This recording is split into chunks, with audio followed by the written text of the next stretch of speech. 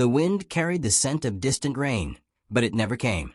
Not to this patch of earth, at least, not to the cracked skin of soil that groaned under the weight of a sun that hadn't blinked in 3 days. The man riding the cart, mule slow, spine stiff, squinted at the horizon. There were no clouds in sight, just dust and ghosts. He was a widower, though he hadn't spoken the word aloud in years. Words held power. He'd learned that too late. Some were doors, some were nooses, and widower was both. The road to the north field curled like a dry vein through a graveyard of sun-bleached mesquite. Wooden crosses leaned at odd angles near his fence line, marking graves that only one man ever visited. His boy was under one, his wife under another. No names, just notches. The preacher had offered to etch them proper, but the man refused. Let the names fade, he'd said. Like the rest of it, he wasn't going north for anything important, just chasing a coyote that had been sniffing near the henhouse. Maybe it was cowardice, leaving the main house for an hour. Maybe it was survival. Every time he stayed still too long, he heard her voice. Not his wife's. The land's. Whispering of rot, of loneliness. But something stopped him just before the bend. A sound out of place. A wet, ragged cough. Then another. Not a man's. Not one. 3. He stepped off the cart with a groan, boots crunching dry grass. His rifle hung loose in one hand. He followed the sound through the brush, every step a prayer not to find what he feared. Then he saw them. 3 children curled under a cedar stump, limbs knotted together like tangled roots. Barefoot, dust-caked, eyes half shut from exhaustion, from hunger. Flies on their lips.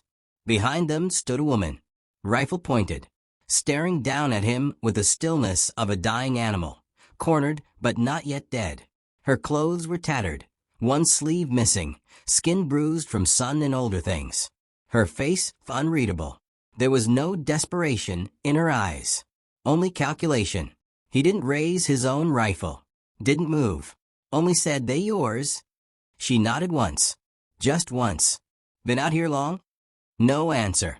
He took a slow step forward. Her finger tightened. He stopped. "You need food," he said flatly. "We'll manage." "They won't."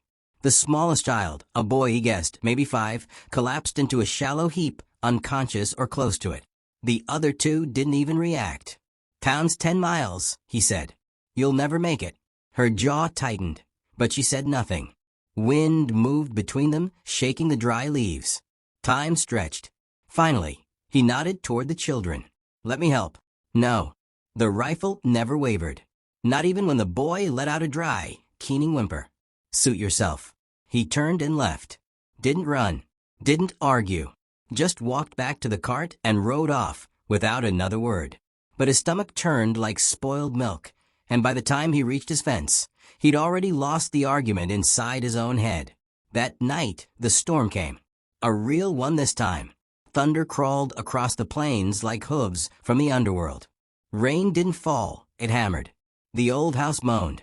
He lay on the floor beside the fire, blanket half on, rifle beside him, and stared at the roof while memories came like wolves. His wife's voice, soft and breathless, returned with the wind. "You always watch things die, don't you?" He rose before dawn. The road was slick with mud, but the cart held. He found the cedar stump right where he left it. The children hadn't moved, but she had. She stood now, drenched to the bone, shivering but still upright, still proud. Her rifle was gone, or hidden. She didn't speak as he climbed down. He tossed her a blanket. She caught it, but didn't thank him. The children stirred. One groaned. The others blinked, barely. He handed her a flask of water. "Don't drink all at once," he said. "Make them sip it slow." She hesitated. "You think it's poisoned?" he asked. His voice held no amusement. "If I wanted you dead, I'd have walked away." She took the canteen. He turned to leave. They followed. She didn't ask permission. He didn't offer welcome. But the mud took all their footsteps in the same direction, and by the time the house came into view, the sky had turned gold with morning, and 4 shadows followed the cart instead of 1. The woman wouldn't enter the house. He didn't insist. She took the barn, made a bed of hay, tucked the children in. He gave her a pot of beans and 2 strips of dried meat. She nodded. Still no thanks. He didn't expect any. Inside, he sat by the fire again. Only this time, the silence wasn't complete. There were soft noises now, breathing, murmurs, a cough. The house felt different. Not warmer, but not empty either. 3 days passed. Then 4. The children began to move more. 1, the loudest, broke a plate when he tried to help wash dishes.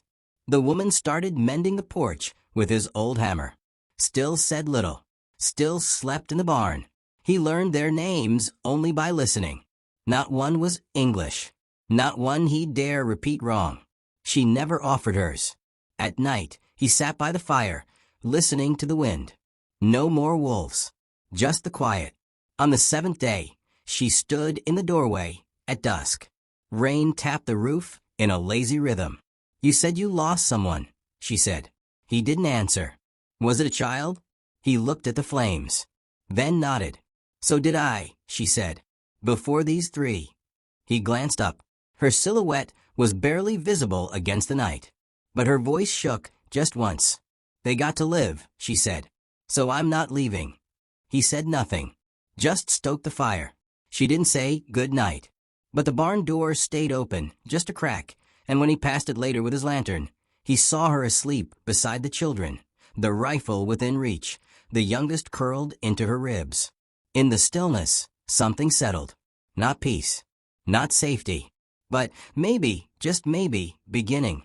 The days grew longer, not by sunlight, but by wait. She moved like someone waiting to be hunted, shoulders always half-turned, like listening for footsteps behind her. The triplets spoke more now. One asked for honey, one for more firewood, and the quietest one only tugged at his coat when cold. They still flinched at thunder, even when it passed far off toward the canyon. He didn't ask questions.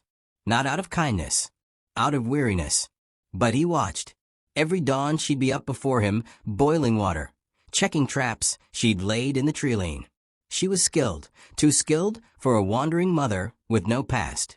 Her hands knew violence. Her eyes scanned for exits. He kept the rifle close. By the 2nd week, the children began calling things their own. The corner near the stove became the warm place. A cracked dish with a blue rim was mine to one boy. Small things.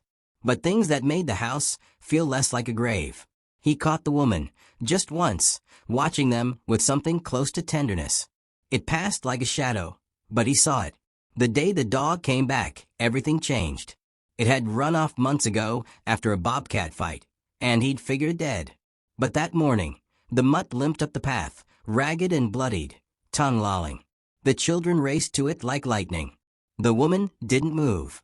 He watched her hand twitch toward her hip instinct, but relax when the dog licked her youngest face and collapsed into sleep by the hearth. That night, she stayed closer to the house. The children laughed more. The quiet one even smiled once. It changed the sound of the place, but not the feel. There was a frost that hadn't melted in the woman, a silence she wrapped around herself at night like armor. And when she stared out past the fence line, her eyes narrowed like someone waiting for the past to arrive. It did. 3 days after the dog returned, a peddler came. His wagon jingled as it rattled down the hill, tin pots and trinkets swinging from hooks. The widower met him near the barn, offered water. Not much else. The peddler was a fast talker, full of stories about mining camps to the east and rumors of rail expansion to the west. But then he saw the children, barefoot, half Comanche by the look, and his tone shifted. "Yours?" he asked, tilting his chin. "Mine now," the widower replied. The peddler snorted. "Strange times. Word is there's money on the table for a woman with 3 little half-breeds. Husband's brother, I heard. Rich man. Banker. Wants em returned to proper civilization. Hired bounty boys to sniff around." The widower didn't flinch. "That's so. Wouldn't be my business, of course." The peddler's smile was wide and greedy. "But some men pay well for a whisper." The widower said nothing, just stood there until the peddler shifted in his boots and clucked his horse on. Dust swallowed him as he left.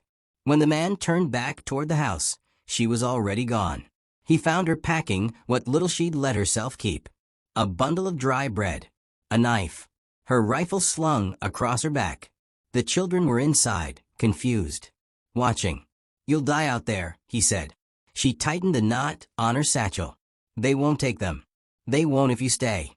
She shook her head. "You don't understand." "I do." She paused just slightly. "I had a boy once," he said, voice gravel soft. "Got fever. Town doc said it'd pass. By the time I rode for help, he was already cold. My wife died 6 months later." She stopped talking before she stopped breathing. The woman stood still. "I buried them behind the fence. Never told another soul their names." His eyes met hers. "So don't tell me I don't understand." Her fingers curled around the satchel. "They find you out there," he continued. "They'll take the children and shoot you. If you stay here, I can make sure they don't find you at all. What makes you think you're strong enough to stop them?" "I'm not," he said. "But I'm not alone anymore." She stared at him for a long, slow moment. Rain began to fall, tapping softly on the roof. A quiet echo. She dropped the satchel. That night, she slept inside. Not in his room. Not beside the fire. Just against the wall, rifle beside her. But it was a change. And in this place, changes mattered more than words. The next day, he began reinforcing the doors. Replacing nails. Oiling hinges. Quiet things. Preparations. The triplets helped. He taught the oldest how to read weather by the clouds. Taught the loudest how to split kindling without losing a toe. The silent one followed him like a shadow and mimicked his gait, even when carrying nothing. The woman watched from the porch, polishing her rifle in slow, circular motions. Her eyes no longer scanned for exits. They scanned the hills. That night, over the fire, the children laughed too loud. She hushed them gently, not in anger, just with the weariness of someone who knows joy can be dangerous. He passed her a cup of coffee. She took it. "I don't sleep much," she said quietly. "Bad dreams. Bad memory." He nodded. Same difference. She didn't smile, but she looked at him differently, as if maybe, for the first time, he was part of the firelight and not just a shape in the dark. Later, when the children were asleep, she sat by the window, watching the land. "Their father's brother is worse than he ever was," she said softly. "He doesn't want them. He wants to own them. And if he can't, he'll have them dead." He looked at her face, half lit by flame. "Then he'll have to go through me." She said nothing, just watched the field. But her hand reached for the rifle. And this time, it wasn't fear in her grip. It was readiness. The moon rode high over the prairie, spilling silver light across the roof and lighting the rifle barrel beside the bed. She hadn't slept, not fully. Not in weeks. Her breath moved slow in the dark, almost silent, ears trained to pick out every creak in the floorboards, every wind shift through the eaves. Her world had become measured in threat. He moved, restless, in the other room. The man barely spoke during the day now. Not from anger, not from coldness, but because some things hung too heavy for words. He repaired the north fence, moved the chickens farther from the tree line, recut the firewood stack so there'd be less chance of noise if someone approached under cover of night. Each task done with calm purpose. Not panic, not fear, just readiness. She found herself mirroring it. Not just defending, preparing. The children were thriving, and that terrified her. Their laughter had come back. The smallest no longer clung to her skirts when wind swept through the house. The older two played in the stream by the lower meadow. They had started calling the widower something, too. Not pa, not yet, but sir. And there was reverence in it. He never corrected them. One morning, as fog rolled off the hilltops, the widower came into the barn with a small wrapped bundle in his hand. He held it out without a word. She hesitated, unwrapped it. Inside, a bone-handled knife. Old but clean. Sharpened. A gesture. "For your belt," he said. She looked up at him, wary. "Why?" He shrugged. "Because if they come, I want you armed."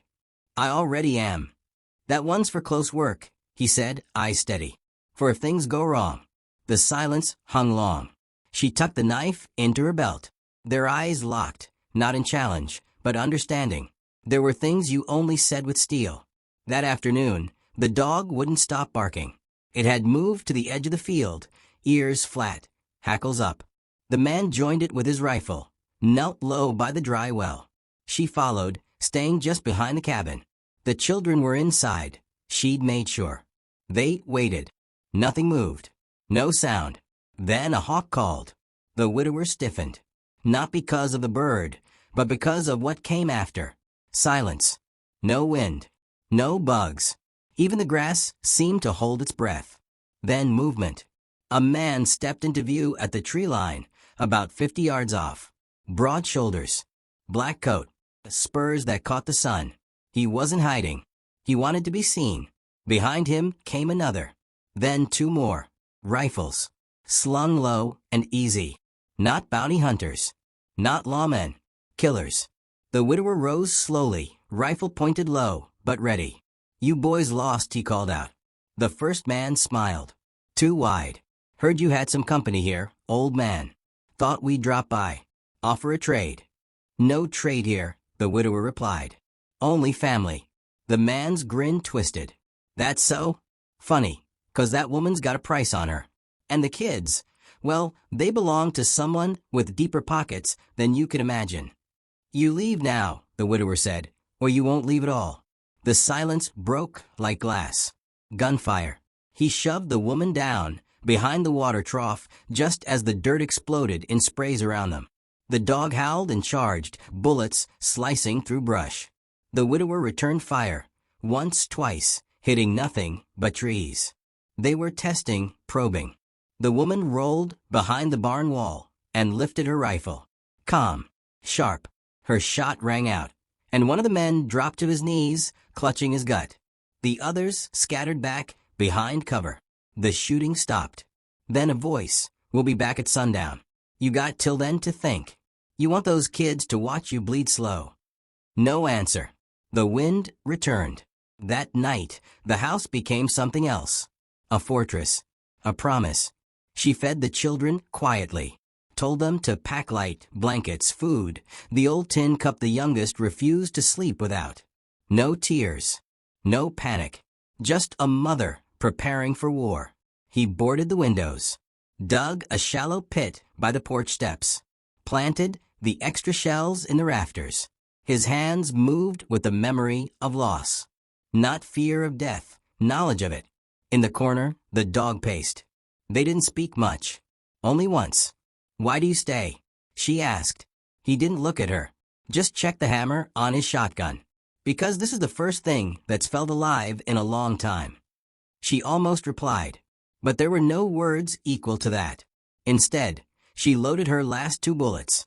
They came just after sunset. For men this time. Maybe 5, she couldn't be sure in the dark. Shadows flickered like ghosts through the trees. Then the shooting began. Fast. Controlled. The widower fired from the upper loft. She moved between the porch and barn, her rifle finding one shoulder, then another. The dog lunged once and came back bleeding, but alive. The children huddled behind the cellar door, silent, trained. She was a blade now. Clean. Purposeful. He was a storm. Together, they held the line. But the enemy was clever. One slipped through, crouching low, heading toward the back. Toward the children. She saw him. No time to think. She ran. Not graceful. Not cinematic. Just hard and fast, boots slamming mud. She rounded the corner as he reached the cellar door. He turned. Too slow. Her knife was already in her hand. One motion. One grunt. A breath. And he fell. She stood over him, breath ragged, blood soaking the dirt. Inside, the children were untouched. When the last shot rang out behind the barn, silence followed. Then footsteps. He came around the corner, gun smoking, one arm bleeding. "You all right?" he asked. She nodded, still panting. They looked down at the body. "That your first close one?" he asked. "No," she said. He believed her. Later, they buried the man out past the fence line. She watched him place the last stone, his shoulders slumped but eyes unbroken. When he stood, she touched his arm. Not a thank you. Just contact. And for the first time, she didn't flinch. Dawn arrived as a whisper rather than a promise. Ash still clung to the barn walls. The scent of gunpowder lingered like the ghost of a storm. Blood darkened patches of dirt behind the house, already crusting into the earth. The children didn't speak that morning. They watched their guardians with solemn eyes that had seen too much, too soon. She walked the perimeter with her rifle slung low, every footstep slow, deliberate. Her eyes scanned the trees not for movement, but for memory. A reminder that safety was not a state, but a choice repeated each day. The land didn't forget, and neither did she. The widower's limp was worse now. The wound in his shoulder had clotted, but fever tugged at him. Still, he kept busy. He stacked firewood with one arm, repaired the chicken coop, said nothing about the pain. Pride wouldn't let him. Or maybe it was guilt. By mid-morning, a bird landed on the post above the well. Not a hawk, a raven. A bad omen, some would say. But she only stared at it. "They'll send more," she said aloud. He didn't turn from where he was hammering the fence plank. "I know. They won't stop till he's dead." He set the hammer down and looked at her, sweat dripping from his brow despite the chill in the wind. "I'll ride tonight," he said. She didn't ask where. She already knew. The banker wasn't a myth. He was a man with money, men, and reach. And unless the threat was cut off at its source, they'd never stop watching the ridge, never stop waiting for the next figure in black to step from the trees. "You'll die," she said. "Maybe." She stepped closer, hands tight around the stock of her rifle. "Let me do it." "No. I've done worse." "That's exactly why you shouldn't." His voice wasn't raised, but it cut like a spade in stone. She stared at him, really stared, and saw it. Not arrogance, not ego, but a man choosing to risk his life because it was finally worth something again. That shook her more than the danger ever had. She turned, stared out toward the horizon. "Then I ride with you." "No," he said again, more gently. "If I don't come back, they'll need you here." The weight of the world compressed into that silence. She hated it. Hated the logic. Hated that it was true. That night, as stars stretched like pinholes across velvet, he saddled his horse. The children hugged him without words. They'd learned what silence could mean. The woman didn't cry, didn't plead. She just pressed a flask into his hand and whispered something no one else could hear. Then he was gone. Dust rose in his wake, then settled. And they were alone again. Each hour passed like a drumbeat. At noon the next day, she saw the smoke. A dark thread rising against the far edge of the plains. Wrong color, wrong shape. Not from a campfire, from a house. The banker's house. 2 hours later, hoofbeats echoed across the path. She stepped onto the porch, rifle lifted. But it was him, leaning heavily in the saddle, his coat torn, his hat gone. His left arm hung useless, but his eyes burned with something wild. She rushed forward, caught the reins as he slid half out of the saddle. He didn't collapse. He just looked at her and said, "It's done." She helped him inside. His breath came in rattled bursts, but he waved off her attempts to undress the wound. Later. What happened? He winced. He wasn't ready. Thought money could stop bullets. He was wrong. And the rest? Ran. Some might come back. But not soon. He rested a hand on the doorway, as if the house itself held him up. Then he looked at the children huddled behind the stove and said softly, "You're safe now." For the first time since she'd met him, he smiled. Not big, not bold, but real. Over the next few days, the fever passed. She stayed at his side, washing the wound, changing bandages with a touch gentler than she thought she still possessed. The children brought him water. The youngest began calling him Pa when he thought no one was listening. And she let herself believe this could be home. Weeks passed. The leaves turned amber, then brown. The cold settled into the bones of the house, but the hearth never lacked for fire. She hunted with the oldest boy, taught him to track deer. The widower taught the middle child to read.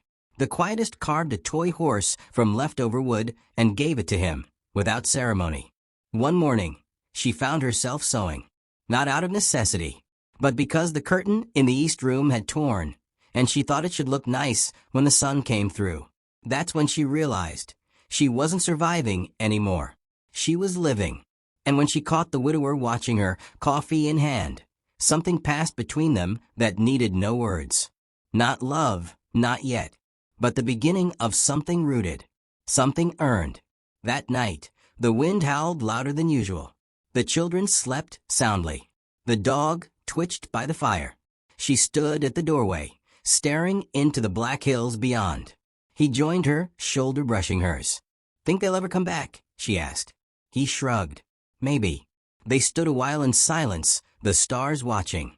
"But if they do," he said finally, "they'll find we've grown teeth." She smiled, small, tired, but full. Then, in a voice only the dark could hear, she whispered, "Let them come."